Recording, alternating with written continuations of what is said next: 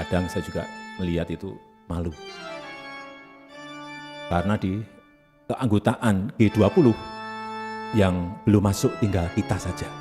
Yang lain sudah diterima sebagai anggota penuh FATF.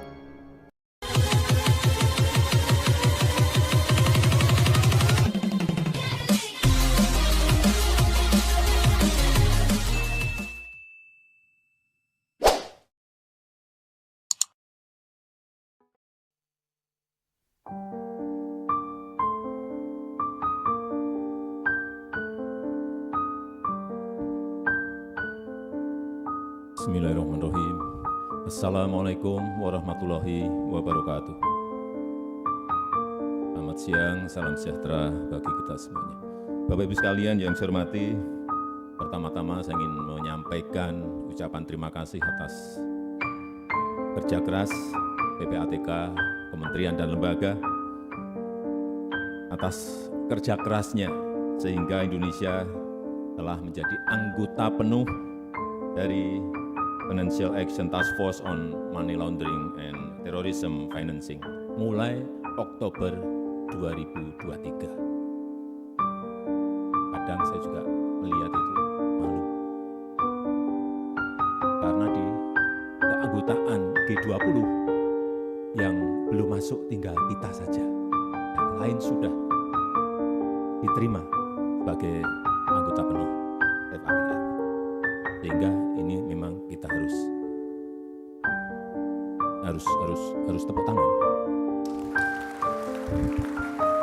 untuk kerja keras PPATK dan kementerian lembaga, karena ini bukan hal yang mudah untuk bisa diterima.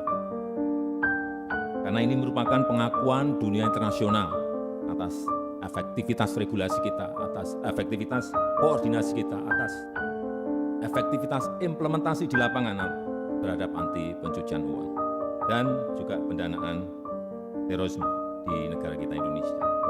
Saya berharap keanggotaan penuh ini menjadi momentum yang baik untuk terus menguatkan komitmen pencegahan dan pemberantasan TPPU sehingga kredibilitas ekonomi kita menjadi meningkat.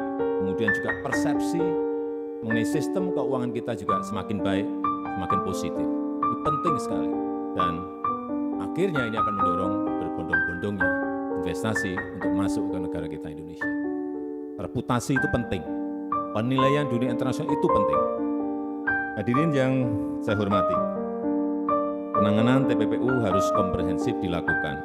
Kita harus 2 atau 3 langkah lebih maju dari para pelaku dalam membangun kerjasama internasional, dalam memperkuat regulasi dan transparansi, dalam menegakkan hukum yang tanpa pandang bulu, serta pemanfaatan teknologi ini yang penting. Pola baru berbasis teknologi dalam TPPU perlu terus kita waspadai, seperti cryptocurrency, aset virtual, NFT, kemudian aktivitas lokal pasar, electronic money, AI yang digunakan untuk otomasi transaksi dan lain-lain.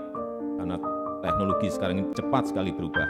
Bahkan data Crypto Crime Report menemukan ada indikasi pencucian uang melalui aset kripto ini sebesar 8,6 miliar US dollar di tahun 2022. Ini setara dengan 139 triliun rupiah secara global. Bukan besar, tapi sangat besar sekali.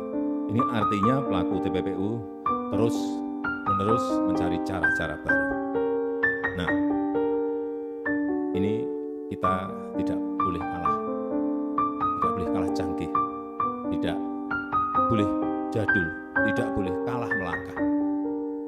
Harus bergerak cepat, harus di depan mereka. Kalau enggak ya kita akan ketinggalan terus. Dan selain TPPU, kita juga harus waspada terhadap ancaman pendanaan terorisme. Ini juga terus-menerus harus kita monitor, harus kita cegah.